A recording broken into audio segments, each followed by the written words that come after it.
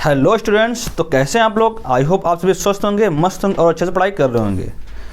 तो हम लोग फिर उसी स्टोरी की सीरीज़ में हम लोग ट्रांसलेट इनटू इंग्लिश पढ़ रहे हैं, जो कि आपके यूपी बोर्ड एग्जाम में 4 नंबर का पूछा जाता है। जो ये हमने जो स्टोरी यहाँ पे लिखी हुई है, ये हमारी 2023 के बोर्ड एग्जाम में पूछी गई थी, ठीक है। और ये हमारे इससे 4 नंबर पक्के होते हैं।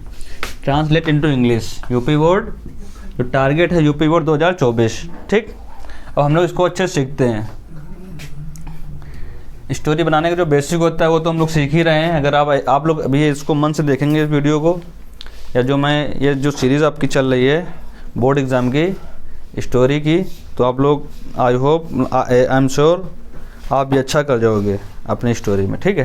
तो हम लोग सीखते हैं। सबसे पहले क्या है, सबसे पहला रूल इसमें क्या होता है कि सेंटेंस में हमको सब्जेक्ट फाइंड आउट करना होता है। उसके बाद सेंटेंस के लास्ट में जाते हैं, वहाँ से हम लोग मेन वर्ब फाइंड आउट करते हैं। उसके बाद टेंस पहचानते हैं कि हमारा टेंस कौन सा है। चलते हैं, स्टोरी को शुरू करते हैं। सबसे पहले क्या है, मैं अपने माता पिता के साथ रविवार को लखनऊ जाना चाहता था। हमने आपको बताया है ना, जिस वाक्य के लास्ट में था थी थे मिल जाए या आ ई ए मिल जाए, वो सारा होता है हमारा पास्ट इंडेफिनिट, ठीक। और इसमें मेन वर्ब भी है, तो इससे और श्योर होता है कि हमारा टेंस पास्ट इंडेफिनिट का है। तो क्या हो जाएगा, मतलब सिंपल पास्ट का है। तो सब्जेक्ट इसका आई है ना, तो आई। चाहना की जो हमारी मेन वर्ब है यहाँ पे चाहना होता है वांट मन, और इसकी ये टेंस हमारा किसमें, पास्ट में, क्योंकि इसमें था थी थे मिल रहा है और आ ई ए। और जिसमें मेन वर्ब हो और था थी थे मिल जाए तो वो हमारा होता है सिंपल पास्ट में। मैं जाना चाहता था, बात पहले की है, तो क्या हो जाएगा, इसका सब्जेक्ट क्या है, आई। और चाहना होता है वांट माने, तो वांट के second form wanted, I wanted. अब देखो यहाँ पे 2 वर्ब हैं, ठीक है। एक यहाँ पे हमारी क्या कौन कौन सी, एक ये वर्ब है चाहना, एक है जाना। तो जाना को हम लोग क्या बोलते हैं, एक इसमें फाइनाइट वर्ब, एक है नॉन फाइनाइट वर्ब। अब देखो फाइनाइट और नॉन फाइनाइट में मतलब क्या डिफरेंस है।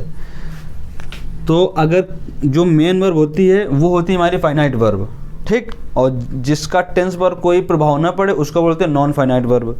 फॉर एग्जांपल यहाँ पे लिखा है जाना चाहता था, ये चाहता था, चाहना इसमें हमारी यहाँ पे फाइनाइट वर्ब है। कैसे, जो टेंस के साथ में आती है और जिसका प्रभाव सेंटेंस में पड़े वो होती है हमारी फाइनाइट वर्ब, जो टेंस के अनुसार आती है। अगर यहाँ हम कर देखो, यहाँ पे लिखा है जाना चाहता था, तो इस समय यहाँ पे आएगा वांटेड। अगर मैं कर दूँ जाना चाहता हूँ, तो क्या हो जाएगा, वांट केवल।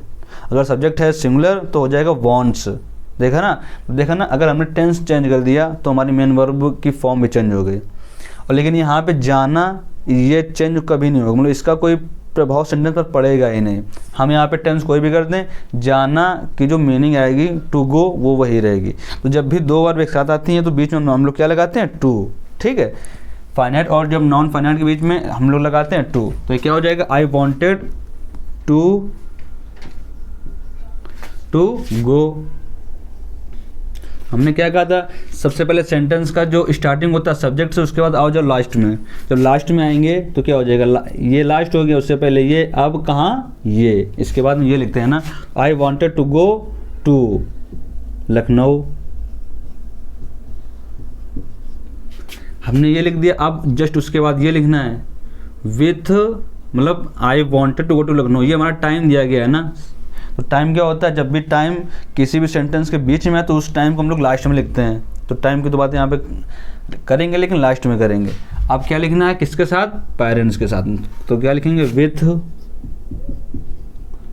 सब्जेक्ट आई है तो यहाँ पे आ जाएगा अपने की अंग्रेजी माई, विथ माई पेरेंट्स। अब कब जाना है, संडे को, तो क्या हो जाएगा, ऑन संडे। अब यहाँ पे हमारा क्या है, प्रीपोजिशन। तो याद रखना है किसी भी डे से पहले ऑन आता है, ठीक है, डे से पहले ऑन आता है।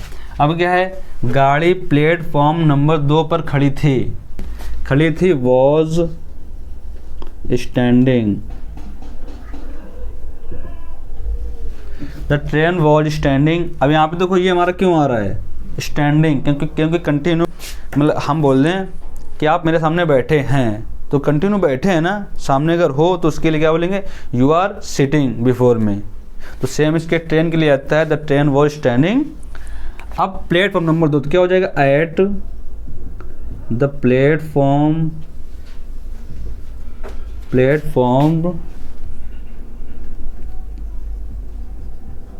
नंबर 2। अब देखो प्लेटफॉर्म से पहले एट का प्रयोग होता है, ये हम लोग एट में आराम से पढ़ चुके हैं। फिर क्या है, गाड़ी में भीड़ नहीं थी, तो क्या हो जाएगा, द क्राउड। अब गाड़ी में भीड़ नहीं थी तो यहाँ पे क्या बोलेंगे, देयर वॉज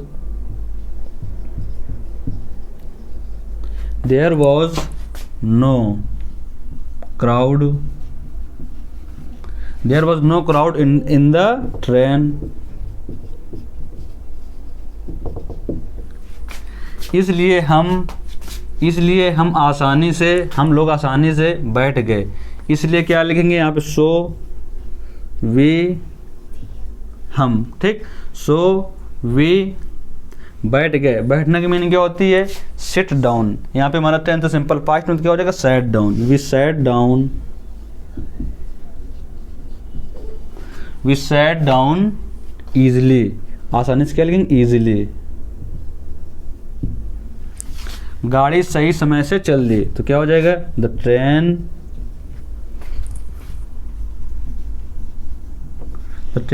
स्टार्टेड। ट्रेन के लिए स्पेशल वर्ड यही होता है, स्टार्टेड। जब भी ट्रेन चलने की बात होती है तो हमेशा स्टार्ट का प्रयोग करते हैं, ठीक है। The train started on time, on right time, सही समय पर। तो ये है हमारी स्टोरी जो कि आपके 4 नंबर की आई थी 2023 बोर्ड एग्जाम में। तो देखा हम लोगों ने कितने आसानी से इसको बना लिया। सिर्फ क्या है, हम लोगों ने सिर्फ सेंटेंस को चेक किया है, छोटे छोटे सेंटेंस को मिलाते गए, उनको बनाते गए, और हमारी एट द लास्ट स्टोरी खत्म हो गई। तो सेम ऐसे ही आपको यही तरीका आपको अपनाना है, ठीक। तो इसका स्क्रीनशॉट लीजिए और आप भी बनाइए, इसको मैच कीजिए। Thank you.